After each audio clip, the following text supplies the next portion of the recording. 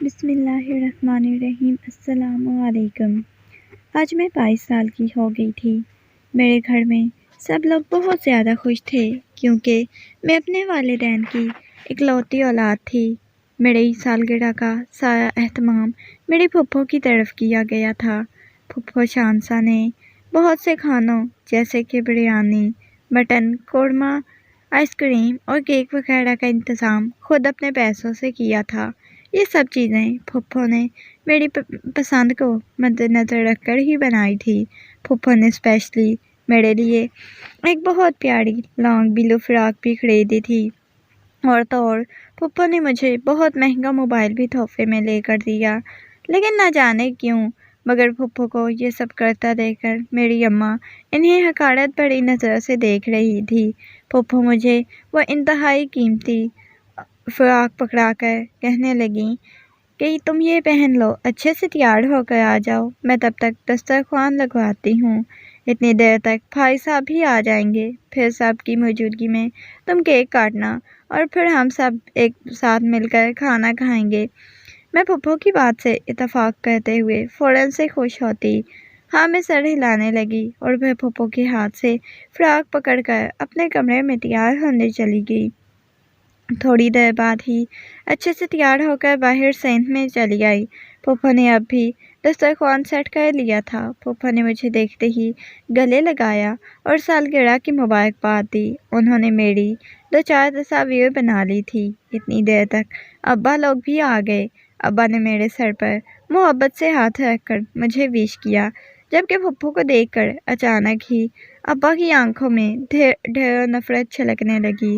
پھپھو کا ساتھ ایسا رویہ دیکھ کر مجھے بہت دکھ ہوا۔ میں سمجھنے سے قاصر تھی۔ اچانک ابا، گھر کے باقی سب لوگ پھپھو سے اتنی نفرت کیوں کرتے ہیں؟ پھپھو میں تو ابا کی جان بستی تھی، تو پھر اچانک یہ سب کیا ہو گیا؟ میں اماں سے اس کی وجہ پوچھتی تو اماں کا جواب سن کر حیرت و بے یقینی کی کیفیت میں مبتلا ہو جاتی، کیونکہ اماں کہتی تیری پھپھو غریب اور مجبور لوگوں کی بیٹی کی زندگیوں کا سودا کرتی ہے، معصوم لڑکیوں کی زندگیاں بیچ کر لاکھوں روپے کماتی ہیں۔ مجھے کسی طور پر اماں کی باتوں پر یقین نہیں آتا تھا، کیونکہ پھپھو تو پورے محلے کی غریب اور بے سہارا لڑکیوں کی شادی خود اپنے پیسوں سے کرواتی تھی۔ محلے کے بہت سے لوگ پھپھو کی عزت کرتے تھے، پھر نہ جانے کیوں میرے گھر والوں انہیں عزت نہیں دیتے تھے، بلکہ گھر کے تمام افراد ہی خود کو ان کو حقارت بھری نظر سے دیکھتے، اور تو اور بہت زیادہ طعنے بھی دیتے۔ ان سب کے رویوں سے میں یہ سوچنے پر مجبور ہو جاتی تھی کہ آخر پھپھو کی اصل حقیقت کیا ہے؟ کیا واقعی پھپھو کوئی بہت غلط کام کر رہی ہیں جسے میرے گھر والے واقف ہیں؟ میں انہی سب تلخ سوچوں کو سر پر سوار کیے بیٹھی ہوئی تھی کہ اچانک سے پھپھو کی آواز کی پر ہوش کی دنیا میں واپس لوٹی۔ پھپھو مجھے جھنجھوڑ کر بولی، علیزہ گڑیا چلو اندر، بھائی صاحب تو آ گئے ہیں، تم چلو اب کیک کاٹیں۔ ہمارے اندر کمرے میں پہنچنے کے کچھ دیر بعد ہی ابا، اماں، چاچی، دادی سب اندر چلے آئے۔ ابا نے دسترخوان پر نظر دوڑائی تو ان کا پارا ایک دم سے 7ویں آسمان کو چھونے لگا۔ چاچی اماں کی تیکھی نظر سے پھپھو کو گھورنے لگی۔ اب انتہائی غصے سے دسترخوان کی طرف بڑھے اور کھانا اٹھا اٹھا کر باہر پھینکنے لگے، ساتھ ساتھ شدید کھردرے اور تیز لہجے میں پھپھو سے اونچی اونچی آواز میں کہنے لگے، ہمیں تمہارے حرام کے پیسوں کا ایک لقمہ بھی اپنے حلق سے نہیں اتارنا، اپنی حرام کی کمائی خود تک محدود رکھو، ہم پر لگانے کی ہرگز ضرورت نہیں ہے۔ تمہاری حق کی کمائی کو استعمال کر کے ہم اپنی آخرت خراب نہیں کرنا چاہتے۔ کتنی معصوم بچیوں اور بے بس ماؤں کی ہائے تم اپنی قسمت گنوا چکی ہو، جو ہم بھی بیٹی والے ہیں، ہمیں کسی کی بد دعا لے کر اپنی اولاد کی زندگی برباد نہیں کرنی۔ تم تو بے حس ہو چکی ہو، تمہیں ان سب باتوں سے فرق نہیں پڑتا ہوگا، لیکن ہمیں ابھی بھی انسانیت ہے، اس لیے آئندہ سے اپنی حرام کی دولت ہم پر نچھاور کرنے کی کوشش مت کرنا۔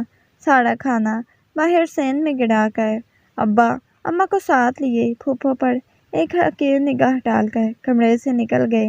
ابا کے جاتے ہی چاچا اور چاچی بھی نفرت سے پھپھو کی طرف دیکھ کر باہر چلے گئے۔ پھپھو چپ چاپ کھڑی باتیں سنتی رہی۔ ابا کی باتیں، ان کے عمل پر پھپھو پر کوئی اثر نہیں ڈالا تھا۔ وہ خاموشی سے یہ سب ہوتا دیکھتی رہی۔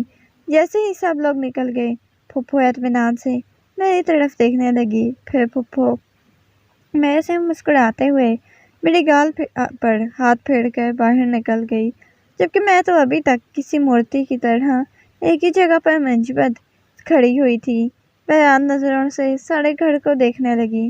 میں حیران و پریشان کھڑی تھی، ابھی ابا کی باتوں پر غور کر رہی تھی۔ کیا پھپھو واقعی معصوم غریب لڑکیوں کی زندگیوں کے ساتھ بہت غلط کر رہی تھی؟ میرے دل نے بے اختیار مجھ سے سوال پوچھا۔ میں نے فوراً نفی میں سر ہلایا۔ اسی دماغ نے مجھے یہ کہہ کر خوش کی دنیا میں بھیج دیا، پھپھو نے کوئی غلط کام نہیں کیا۔ اگر پھپھو کی کمائی حلال ہے، اگر پھپھو میں انسانیت زندہ ہے، تو پھر پھپھو نے ابا کو اپنے اعمال کی وضاحت کیوں نہیں دی؟ پھپھو خاموشی سے ابا کی ہر بات سنتی چلی گئی۔ کچھ غلط ضرور تھا، کوئی ایسا راز جو مجھ سے چھپا گیا تھا، لیکن کیا تھا ایسا راز جس نے پھپھو کا کردار مشکوک بنا دیا تھا؟ ان سب سوچوں کی وجہ سے میرا دماغ بہت بھاری ہونے لگا، اسی لیے فی الوقت ان سوچوں کو سائڈ پہ کیا اور باہر صحن میں آ گئی، جہاں پھپھو زمین پر بیٹھی ہوئی تھی، ابا کا گرایا گیا کھانا اٹھا رہی تھی۔ میں نے ایک نظر انہیں دیکھا، مجھے دیکھتے ہی پھپھو مسکرا دی، لیکن نہ جانے کیوں مجھ سے مسکرایا نہ کیا، اسی لیے میں خاموشی سے انہیں نظر انداز کرتا اپنے کمرے میں چلی گئی۔ دن یوں ہی گزرنے لگے، مگر اب گھر کی حالت عجیب گھٹن زدہ سی ہو رہی تھی۔ ماں اور بچی پھپھو کی بہت باتیں سناتی، بہت کوسنے دیتی، اور اب جب پھپھو سے سلام تک لینا چھوڑ دیا تھا، پھپھو روز اچھا خاصا تیار ہو کر لوگوں کے گھر سے کام پر جانے کے بعد گھر سے نکلتی، رات ابا اور چچا کے گھر پہنچنے سے پہلے گھر آ جاتی، مگر پھپھو جب بھی گھر آتی ان کے پاس پیسوں کے موٹے موٹے بنڈل ہوتے۔ انہیں دیکھ کر میں حیران رہ جاتی، آخر پھپھو جاتی کہاں ہیں ہر روز پھر رات واپسی پر؟ ان کے پاس اتنے زیادہ پیسے کہاں سے آ جاتے ہیں؟ میں جب بھی پھپھو سے ان کے بارے میں پوچھتی تو اکثر یہی کہہ کر ٹال دیتی، جاب پر جاتی ہوں، مگر یہ سننے کے بعد بھی میں مطمئن نہ ہوتی۔ ایک تو پھپھو پڑھی لکھی نہیں تھی، انہیں کوئی اچھی جاب ملتی، اور دوسرا یہ کہ تنخواہ تو مہینے کے آخر پر ملتی ہے، تو پھر پھپھو آئے دن کہاں سے اتنے پیسے لاتی ہیں؟ دن بدن حرکتیں مشکوک ہوتی جا رہی تھی۔ کبھی کبھی وہ گھر آتی تو ان کے چہرے پہ مسکراہٹ چھائی ہوتی، اب جب بھی ان سے کوئی سوال پوچھتی تو ان کے چہرے پر سائے سے لہرانے لگتے۔ وہ ہمیشہ میری بات کو گول مول کر کے جلدی سے میرے پاس سے اٹھ کر اپنے کمرے میں چلی جاتی۔ پھپھو کی یہ ساری حرکتیں دیکھ کر اب مجھے پھپھو پر شک ہونے لگا تھا، مجھے یہ جاننے کا تجسس ہونے لگا تھا، آخر پھپھو ایسا کیا کام کرتی ہیں جس کی وجہ سے پھپھو کی حرکتیں اور حالت حد درجہ مشکوک ہوتی جا رہی ہے۔ ایک دن میں اپنے کمرے میں بیٹھی تھی، اچانک سے باہر سے زوردار آوازیں مجھے پریشان کرنے لگیں۔ میں اپنا جوتا پہن کر جلدی سے باہر آئی، اتنے سارے لوگوں کو کھڑا دیکھ کر مجھ پر حیرت کے بہار ٹوٹ پڑے۔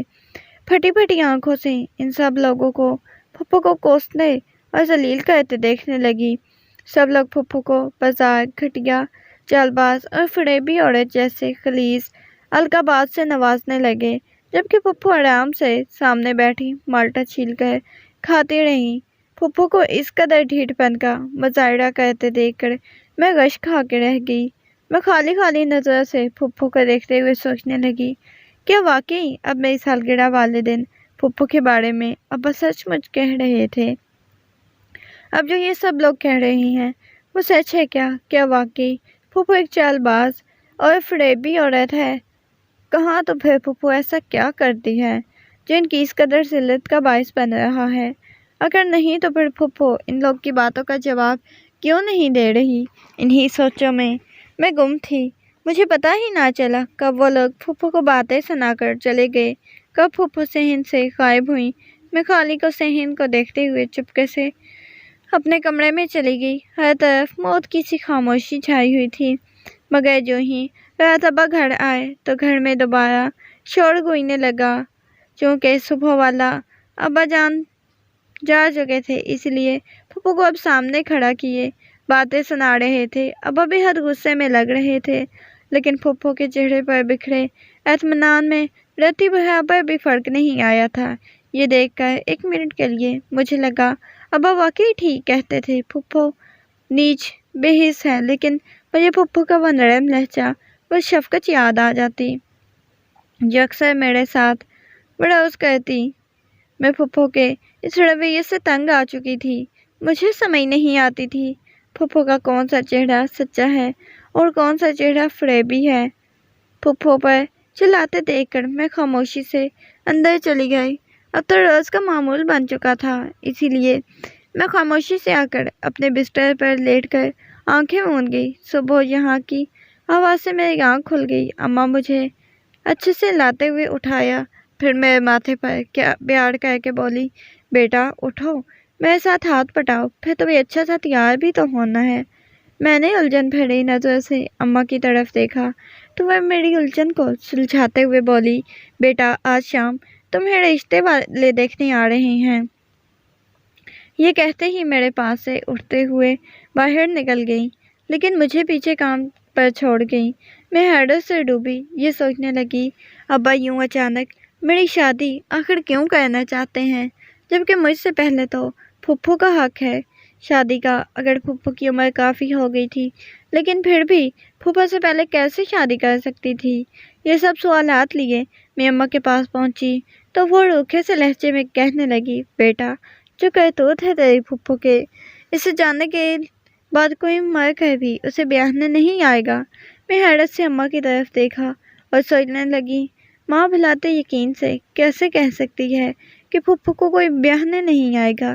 یہ واقعی پھپھو کا کردار اتنا مشکوک تھا کہ کوئی بھی مرد انہیں اپنی عزت بنانے پر آمادہ نہیں ہو سکتا تھا۔ مجھے سوچوں میں ڈوبا دیکھ کر اماں نے زور سے میرے ابا کا بازو ہلایا اور سخت لہجے میں بولی کہ لڑکی جا اور جلدی سے کام نپٹا کر تیار ہو جا۔ خبردار، جو تم نے لڑکے والوں کے سامنے اپنی پھپھو کا نام بھی لیا تو کیوں ہمیں انہیں یہی بتایا ہے کہ تو واحد جوان لڑکی ہے ہمارے گھر کی؟ اماں کی باتیں سن کر مجھے ایک بار پھر حیرت کا شدید جھٹکا لگا۔ میں حیران رہ گئی، آخر اماں لوگوں نے رشتے والوں سے پھپھو کو کیوں چھپایا ہے؟ مگر میں اپنے ابا کی خاطر چپکے سے کچن میں چلی گئی، اچھے سے کھانا تیار کیا، پھر باقی سب کاموں سے فارغ ہونے کے بعد میں اپنے کمرے میں چلی آئی۔ پھر اماں کا نکالا گیا گولڈن کلر کا سوٹ پہن کر تیار ہو گئی۔ کچھ ہی دیر بعد ابا کے ساتھ کچھ مہمان گھر میں داخل ہوئے، انہیں ڈرائنگ روم میں بٹھایا۔ چچی میرے پاس آئیں، مجھے چائے لانے کا کہہ کر دوبارہ واپس مہمانوں کے پاس چلی گئی۔ چونکہ پھپھو ہر روز کی طرح آج بھی گھر سے باہر تھی، اس لیے میں خود کو آئینے میں دیکھ کر اپنا اچھے سے جائزہ لیے کچن میں چائے بنانے چلی گئی۔ پھر کچھ ہی دیر میں چائے اور کچھ لوازمات ایک بڑی سی ٹرے میں سجائے ڈرائنگ روم میں چلی گئی۔ میں نے سب مہمانوں کو اچھے سے چائے سرو کی اور پھر اپنی ہونے والی ساس کے کہنے کے مطابق ان کے پاس جا کر پیالیوں میں چائے دی۔ وہ لوگ تقریباً رشتہ پکا کرنے ہی لگے تھے کہ اچانک پھپھو مجھے پکارتی ہوئی ڈرائنگ روم میں آ پہنچی۔ پھپھو شاید ابھی باہر سے آئی تھی، کیونکہ وہ میرے لیے چاکلیٹ لائی تھی، اسی لیے وہی دینے کے لیے مجھے ڈھونڈتی ہوئی یہاں آ پہنچی۔ مگر پہلی بار ان کی آمد مجھے عجیب لگی، کیونکہ انہیں دیکھتے ہی سب کو سانپ سونگھ گیا۔ سبھی پھپھو کو دیکھ رہے تھے، مگر کوئی حیرت سے دیکھ رہا تھا تو کوئی حقارت سے۔ پھر اس خاموشی کو میرے سر کی تیز ترش آواز نے توڑا، جو گرددار آواز میں بولے، ہمیں یہ رشتہ نامنظور ہے۔ ہم ایسے گھٹیا لوگوں کے گھر کبھی اپنی رشتہ نہیں جوڑنا چاہیں گے جو دوسروں کی بیٹیوں کی زندگی برباد کر کے اپنی بیٹی کا گھر بسانا چاہتے ہوں۔ یہ سنتے ہی ابا کا چہرہ ذلت کے احساس سے سرخ پڑ چکا تھا، لیکن وہ خاموش رہے۔ پھپھو جیسے کمرے میں آئی ویسے ہی واپس جا چکی تھی، مگر ہم سب کی خوشیوں کو برباد کر کے تمام مہمان ہمارے گھر سے جا چکے تھے۔ مگر ابا سمیت سب کے چہروں پر اس قدر بدنامی لگ थी कि अब एक बार फिर फूफो को सख्त गीत सुना चुके थे, लेकिन अब क्या फ़ायदा था। अब तो मुझे लग रहा था मुझे आज पहली बार फूफो के वजूद से नफरत महसूस हो रही थी। मैं अपने बेड पर लेटी आंसू बहा रही थी। बाहर से आए और फूफो की आने वाली आवाज़ों ने मेरी तवज्जो अपनी तरफ की कि आज पहली बार फूफो मुखातिब थी। अब्बा से कह रही थी, भाई साहब आपको बाहर से भी यही अलीज़े गुड़िया के लिए रिश्ता तलाश करने की ज़रूरत नहीं, मेरे पास अपनी बच्ची के लिए बहुत अच्छा रिश्ता है। फूफो ने इतना कहते ही अब्बा एकदम से भड़क उठे। वो फूफो की बात से बीच से ही काट कर इंतहाई गिरदार आवाज़ में था रहने के लिए बेख्तियारी मैंने अपने दोनों हाथ अपने कानों पर रख लिए। अब्बा तकरीबन चिल्लाते हुए फूफो से कहने लगे, मैं भी जिंदा हूँ अपनी बेटी की फिक्र करने के लिए। खबरदार जो आज के बाद तुमने इसके लिए कोई रिश्ता ढूंढा या कोई ऐसी बात की दोबारा की, क्यों अपनी बेटी को तुम्हारे लाए रिश्ते के हवाले करके इसकी ज़िंदगी जहन्नम बनाऊंगा। इसलिए आइंदा से ऐसी कोई बात करने से पहले सोच लेना। अब अब्बा की आवाज़ आना बंद हो चुकी थी। शायद अब्बा और फूफू अपने कमरे में जा चुके थे, मगर मुझे बहुत सी उलझनों के हवाले करके सारी रात मैं यही सोचती रही, अब्बा क्यों फूफो से इतना बदजंद हैं। क्या हो जाता अगर अब्बा एक बार फूफो का लाया हुआ रिश्ता देख लेते। मगर फिर साथ में ही ये सोचने लगी, शायद अब फूफो के किसी ऐसे राज से वाकिफ़ हैं जिससे मैं बेखबर हूँ, इसलिए तो वो फूफो को इतनी बातें सुनाते हैं। वरना भला अपनी जान से प्यारी बहन के साथ ऐसा कौन कहता है। इन्हीं सवालात में घिरी रात के न जाने किस पहर नींद की वादियों में उतर गई। मुझे पता ही ना चला। एक दिन में यहाँ सहन में बैठी खाना खा रही थी। हमारे मोहल्ले की खाला सफ़िया अपनी बेटी की शादी का कार्ड लेकर हमारे घर आई। वो गरीब घराने से ताल्लुक़ रखती थी, इसलिए मैं हैरान थी कि इनके घर तो राशन भी पूरा नहीं होता था, तो आखिर अपनी बेटी की शादी इतनी धूमधाम से कैसे कर सकती हैं। बहन की लाटोई तो निकल नहीं गई जो बेटी की शादी यूँ कर रही हो।